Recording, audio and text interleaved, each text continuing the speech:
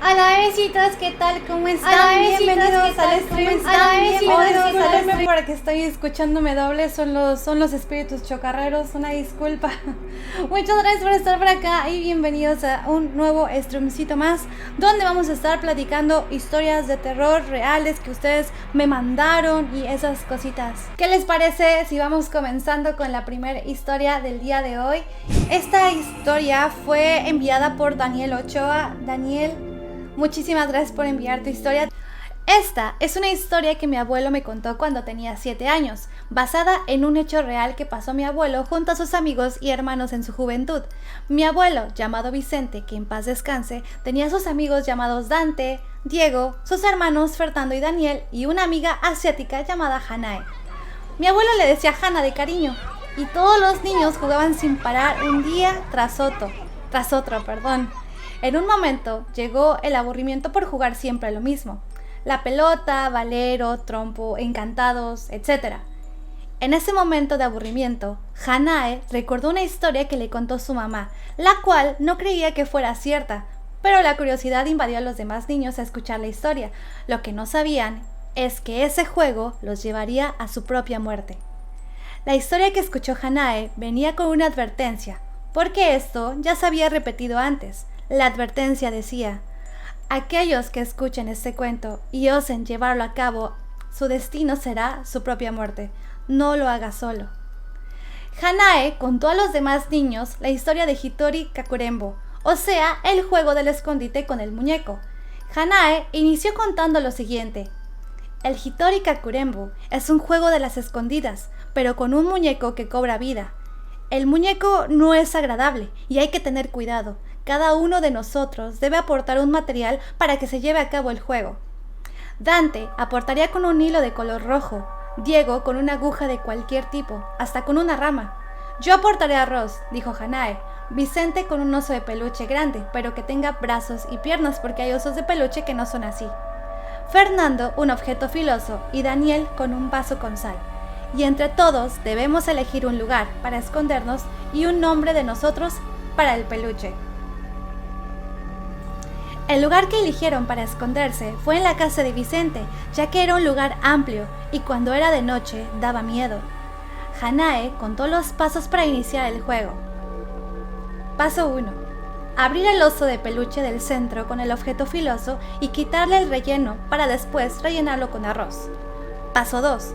Cortarnos las uñas, ya sea de manos o pies de cada uno, y ponerlo dentro del oso junto con el arroz. Paso 3. Coser el muñeco con el hilo rojo y cubrir un poco el cuerpo del peluche con el mismo hilo. Paso 4. Llenar una tina, cubeta, bañera, etc. con agua y mezclarla con la sal. Y por último, apagar todas las luces del lugar. Hecho esto, esperaron hasta la 1 de la madrugada para que diera efecto el juego. Entre todos eligieron el nombre de cómo se iba a llamar el muñeco, así que le pusieron Vincent, por Vicente. A la 1 de la madrugada había que sostener al muñeco, repetir el nombre 3 veces y a continuación decir "es mi turno" en voz alta con los demás alrededor. Después de eso, colocaron al muñeco dentro de la tina con agua y sal. Los demás tenían que esconderse y esperar 10 segundos para que uno sacara el muñeco de la tina y decirle "te encontré, Vincent". Quien lo sacó fue Daniel. Los demás observaron y salieron de su escondite para ver qué pasaba. Hanae mencionó que el primer turno acabó y ahora viene el siguiente turno, donde nunca pensaron que es donde comienza lo difícil y donde sería la perdición de los niños. Después de esto, Daniel bajó al muñeco al lado de la tina rápidamente. Todos se escondieron. Pasaron 5 minutos, pero nada pasaba. Volvieron con el muñeco y se percataron de algo muy peculiar. El muñeco ya no estaba. Cuando se reunieron, empezaron a preguntar quién había tomado el muñeco y todos dijeron: yo no fui. Agobiados decidieron terminar el juego y de repente Dante sintió que algo escalaba de su pierna. ¿Qué era? Dante fue apuñalado varias veces por Vincent. El muñeco sonrió diciendo "ahora es mi turno", mientras desaparece en la oscuridad. Los demás niños estaban asustados, alterados y con el miedo de lo que vieron. Hanae dijo que el juego tomó vida tomó vida y ahora debemos determinarlo con la misma agua con sal. Pónganla en su boca sin beberla, encuentren al oso y escúpanla en él y repitan 3 veces en voz alta: yo gané. Todos se separaron para encontrar a Vincent, el oso. Diego encontró al muñeco en la azotea e inmediatamente escupe el agua hacia él. Pero el oso se vuelve a esconder, de manera que sorprendió a Diego empujándolo de la azotea, rompiéndole el cuello. Daniel encuentra el cuerpo de Diego, escupe el agua y gritándole al muñeco dice: ahora es mi turno, en voz alta para que los demás escuchen y se escondan rápidamente. Pero el oso toma un cuchillo y empieza a buscar a los demás tarareando suavemente una canción para delatar a los niños y matarlos. Después de 10 minutos encuentra a Fernando y lo persigue. Fernando escupe el agua junto al oso y le grita 3 veces: ¡yo gané! Pero el oso mata a Fernando con el cuchillo justo en el corazón. ¿Por qué no funcionó? Hanae olvidó lo más importante para ganar el juego. El método no funciona cuando es el turno en el que el oso los busca. Debido a ese error, Hanae se siente culpable de lo que está pasando. Ahora el oso, con una sonrisa, grita: ahora es mi turno. Ahora es mi turno.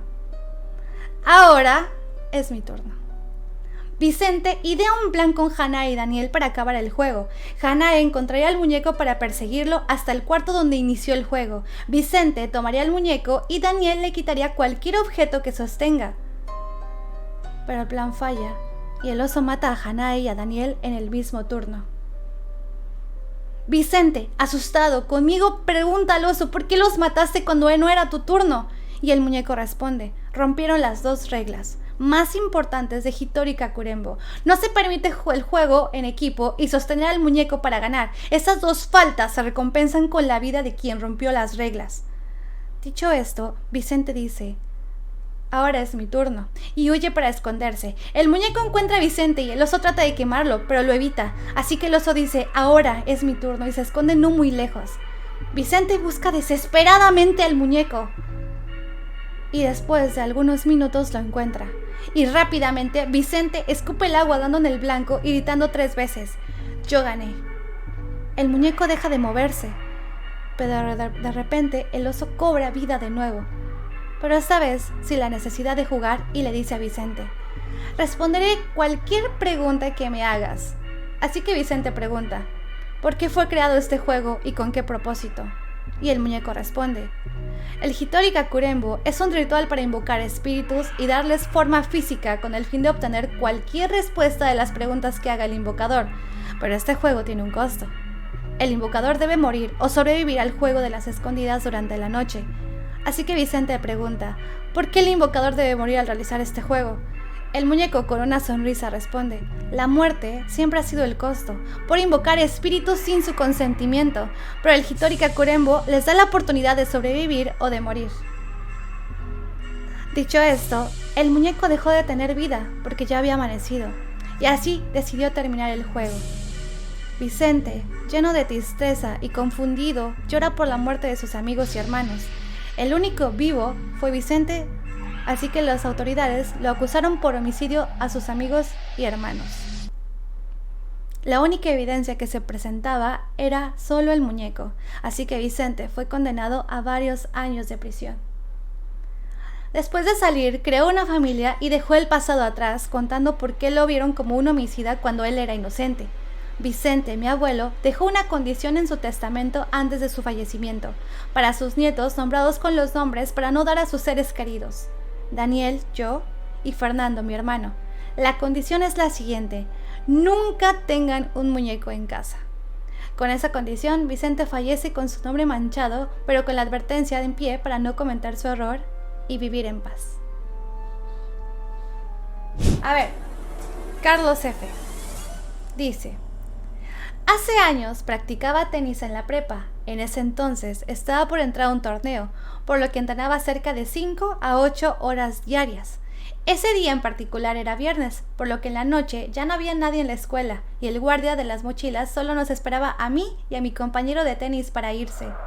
Al darnos las cosas del edificio estaba muerto, no había nadie más que nosotros 3 y empezamos a escuchar la voz de una niña cantando. Le dijimos al guardia si había visto un evento o algo de niños y nos dijo que no. pero que muchos guardias han llegado a escuchar a una niña cantar cuando está todo vacío. Nosotros, inocentemente, pensando que solo lo decía para asustarnos, pero empezamos a caminar para la salida por un pasillo totalmente solo donde había puros salones. Cabe resaltar que los salones los viernes los cerraban con seguro a esa hora y los abrían hasta el lunes.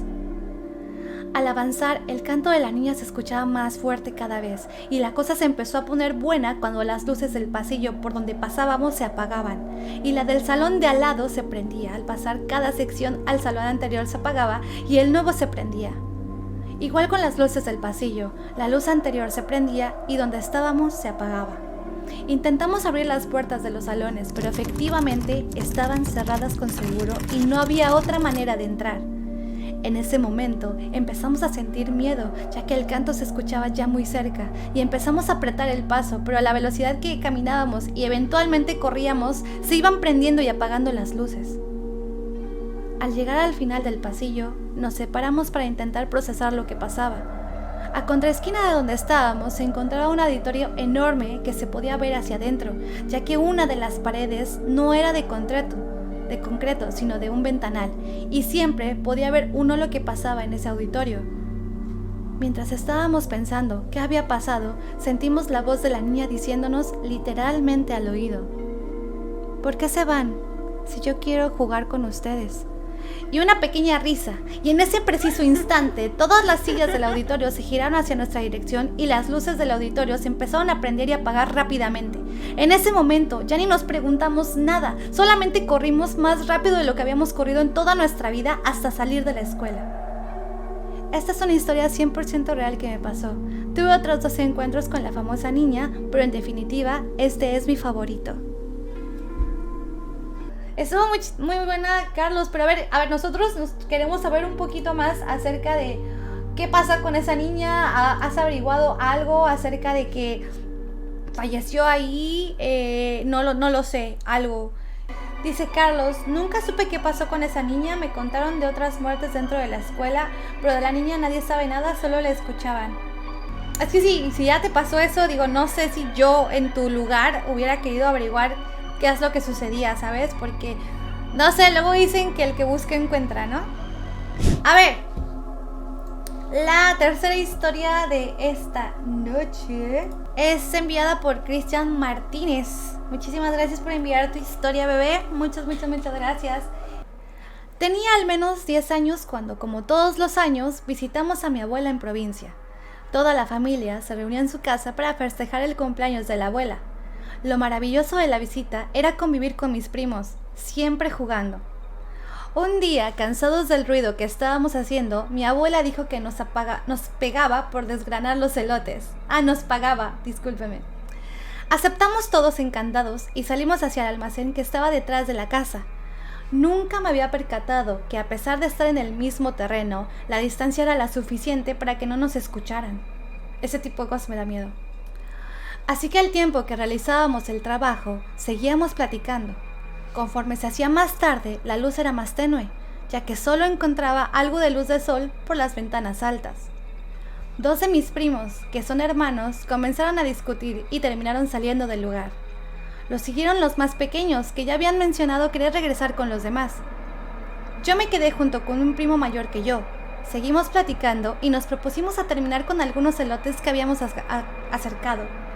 Tumbados en el piso y solo acompañados de nuestras voces, escuchamos pasos en el almacén, pero no venían de la puerta. El ruido provenía del fondo y parecía que algo se acercaba. Nos miramos para confirmar si los dos escuchábamos y preguntamos: ¿quién está ahí? Pero no obteníamos respuesta. Y de repente, los pasos se detuvieron. Nos pusimos de pie y planteábamos irnos cuando de nuevo se escuchaban los pasos. Y ahora eran muy cercanos, tan cercanos que podíamos sentir la vibración en nuestros pies. No podía moverme. Llegó un silencio que duró solo 3 segundos para después escuchar una risa burlona y lúgubre. Sentía que todo se hacía más oscuro. No podía ver nada, ni siquiera a mi primo que estaba a centímetros de mí. Después sentí un roce helado en el brazo. Un escalofrío invadió mi cuerpo. Gritos desgarradores, como si alguien sufriera, como si le estuvieran desgarrando. Escuché 1000 veces mi nombre con esa misma fría voz, con tanta rapidez que era desquiciante. De un instante a otro, sentí que alguien me tomaba del brazo. Fue el momento en que reaccioné. Era uno de mis tíos que al ver que no entrábamos a la casa fue a revisar qué hacíamos. Al parecer, él no se percató de los ruidos, pero nos preguntó qué es lo que veíamos con tanta insistencia en el fondo del almacén. Y hasta el momento no lo sé. Esta historia me la mandó Abra. Abra, nos podías contar acerca de si es real o no, pero si quieres al final de la historia. Ok. Dice que es una llamada telefónica de emergencia. Un paramédico de un hospital llamó al 911 pidiendo ayuda. La operadora: 911, ¿cuál es su emergencia? Paramédico: necesito ayuda. Soy un enfermero del hospital. Dígame, ¿qué sucede, señor? Escuche, necesito que traigan ayuda. Deben darse prisa. Tranquilo, señor, dígame el lugar y la situación. Estaremos allí enseguida. Verá, casi todos los enfermos y trabajadores de esta planta están muertos. Ella los ha matado a todos. Es una niña. ¿Una niña? Señor, si esto es una broma. No, no es una broma. Estoy escondido, pero ella no tardará en encontrarme. Es un monstruo y no quiero morir. Por favor, ayúdenme. No quiero morir. Fin de la llamada. En un hospital del norte de España por el año 1982, en una ambulancia llegó una niña de unos 8 años aproximadamente. Según el diagnóstico del doctor, la niña llegó a urgencias sin ropa, con quemaduras de 2º grado en brazos, piernas y pecho. También tenía las retinas de los ojos quemadas. Su cabello no parecía haberse quemado y como apunte adicional añadió que ella tenía el peluche de un patito que agarraba con la mano y que resultaba imposible quitarle aún estando ella sedada. Los enfermeros de la ambulancia dijeron que una mujer llamó por teléfono a emergencias para recogerla porque estaba en medio de la carretera completamente desnuda y echando humo por las quemaduras. No tenía identificación alguna. El doctor y los demás enfermeros la atendieron y curaron dejándola en observación. A los 3 días, la niña se despertó en la habitación del hospital y el doctor fue a verla para hacerle algunas preguntas. El doctor le preguntó: «Hola pequeña, ¿cómo estás? Mi nombre es el doctor Sebastián. Te hemos curado en este hospital. ¿Puedes decirme cómo te llamas?». Pero la niña no contestaba. «¿Puedes oírme?». La niña seguía sin decir nada. «Bueno, cuando te sientas con energías para hablar volveré. No te preocupes, tú reposa y descansa». Y la niña de repente dice: «Ingrid». El doctor se giró al oír a la niña. Ella le seguía mirando con esos ojos blancos y le volvió a decir mientras una sonrisa se dibujaba en su rostro: «Me llamo Ingrid». El doctor le pareció ver algo de malicia en su rostro. Sintió que algo le dio escalofríos al ver esos ojos blancos. Con esa sonrisa, sin decir nada, el doctor salió de ahí con una sensación realmente desagradable. Por la tarde, un oftalmólogo fue a ver si la visión de Ingrid estaba dañada por las quemaduras. Por lo visto, no podían hacerle prueba de letras, ya que ella no sabía leer. Sin embargo, podía distinguir objetos en diapositivas. La niña no se apartaba de su peluche con forma de patito ni un segundo. Siempre lo llevaba y a veces parecía que hablaba con él en voz baja. Después de pasar a la revisión, el oftalmólogo le dijo al doctor Sebastián que la niña veía perfectamente, a pesar de que físicamente podía verse que sus ojos estaban prácticamente quemados de color blanco sin poder distinguir ni el iris ni la pupila. El doctor Sebastián se sorprendió y decidió que le harían una radiografía craneal para asegurarse que no había daños cerebrales. Para entrar en la zona de radiografías, los enfermeros le pedían a Ingrid que le dejara el peluche. Pero ella no lo soltaba. Los enfermeros intentaban razonar con ella, pero ella les echó una mirada que hizo que los enfermeros se quedaran pálidos y se alejaran de ella. El doctor Sebastián vio ese suceso y se acercó a Ingrid y le preguntó: «Ingrid, ¿cómo se llama tu amigo?». «Se llama Douglas». «¿Douglas?». «Pues verás, Ingrid, Douglas no puede entrar en este sitio porque puede hacerse daño». «Eso no puede ser, doctor. Douglas no quiere que lo suelte. Él me dice que ustedes son hombres malos que quieren hacerle daño». El doctor miró al peluche. Tenía también los ojos blancos como los de Ingrid. Era de un color azulado con partes quemadas y un pico que parecía de plástico duro. Ese peluche también le causaba escalofríos al verlo. El doctor tenía una sensación extraña que le recorría la espalda. Ingrid desprendía una especie de sensación que causaba miedo e incomodidad a todas las personas que se le acercaban. El doctor Sebastián nunca había tratado con una paciente así. Al final se decidió que le harían una radiografía a Ingrid con su peluche de patito. Estaban preocupados porque el peluche podía absorber algo de radiación, pero nadie se atrevió a quitarle el peluche, así que se decidió realizarle la tomografía general para analizar el cuerpo de Ingrid. El doctor se quedó pálido al ver lo que había en el interior de Ingrid. En el cuerpo de Ingrid no había órganos, no había corazón, pulmones, nada, no había ningún órgano en su interior.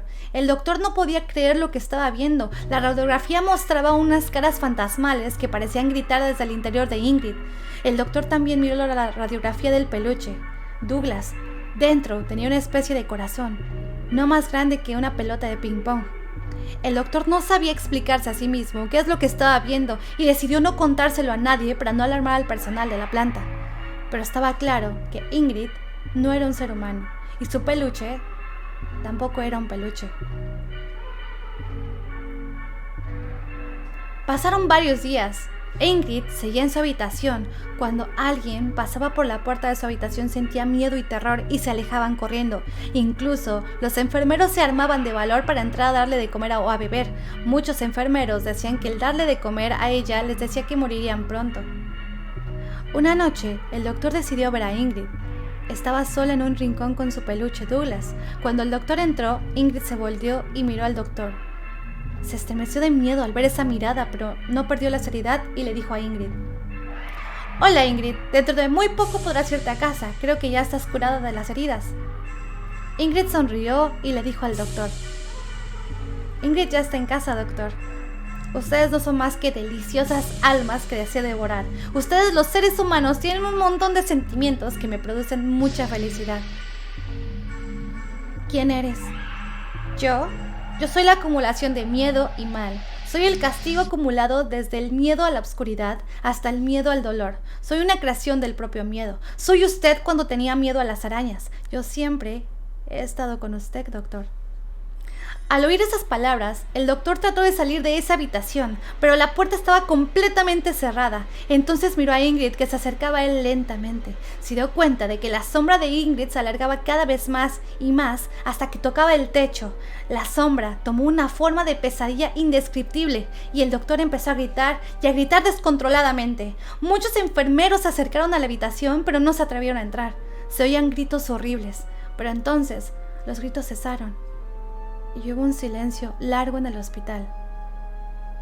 La puerta de la habitación se abrió lentamente y de ella salió un cuerpo muerto, sin piel, con los músculos al aire, echando sangre a borbotones por encima del cuerpo. Estaba andando Ingrid, que salió del cuarto. Los enfermeros y enfermeras empezaron a salir corriendo sin mirar atrás. La planta del hospital era un auténtico infierno. La gente gritaba desesperada. Si algún enfermo se caía, los demás pasaban por encima de él sin importarles en lo más mínimo. Aquello era el caos. La sombra de Ingrid se alargaba y atrapaba a todo ser vivo que tenía a su alcance.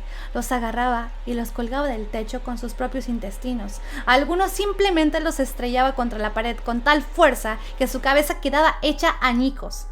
Otros intentaron defenderse de ella cuando usaban el material quirúrgico como bisturís y demás, pero eso no servía de nada. Ingrid los mataba antes de que pudieran defenderse. Algunos, incluso, optaron por suicidarse antes de sufrir el horror de ser descuartizado por Ingrid. A los pocos minutos ya no había vida en la planta de ese hospital. Era un ambiente realmente bizarro y sangriento, donde lo único que parecía moverse con vida era Ingrid. Unos minutos más tarde, varios policías subieron y cuando llegaron allí, vieron ese ambiente tan horrendo y desolador que había quedado. Los policías pidieron refuerzos ya que no esperaban algo así. El hospital fue acordonado y establecido como zona de peligro. Fuerzas especiales entraron en un gran número en el hospital y no hallaron ni un solo superviviente. Tampoco encontraron a Ingrid. encontraron a un enfermero muerto con las muñecas cortadas dentro de un armario que tenía un teléfono. Seguramente era el muchacho que llamó a emergencias. Hubo miles de pruebas, entre ellas se encontraron el diagnóstico de Ingrid, de la cual se desconoce su paradero. Otras pruebas, como las radiografías de Ingrid, también fueron halladas en la planta del hospital, pero Ingrid ya no se encontraba en ese hospital. Los medios de comunicación dijeron que el suceso se trató de varios enfermos que entraron en un ataque de locura y asesinaron a todos los empleados, quitándose la vida después. No querían alertar a los habitantes de la ciudad ni a los del país, así que calificaron el caso como alto secreto. Las puertas de esa planta del hospital fueron selladas con cemento y nadie volvió a entrar ni a hablar de ese suceso nunca más. Pero algunos enfermeros y enfermos de otras plantas del hospital decían que cuando pasaban por los pasillos por las noches veían la silueta de una niña corriendo por los pasillos. Y decían que era Ingrid, que seguía paseándose por el hospital. No se sabe exactamente lo que era Ingrid. Algunos dicen que era un demonio, otros que simplemente es un cuento para asustar a los niños del hospital. Pero hay gente que hoy en día habla de ese suceso, incluso personas de otros hospitales que han visto a una niña con los ojos blancos paseándose de noche por los pasillos del hospital. Así que, si alguna vez te ingresan en un hospital, ten cuidado por los pasillos de la noche. Te ha hablado Evi y te desea buenas noches.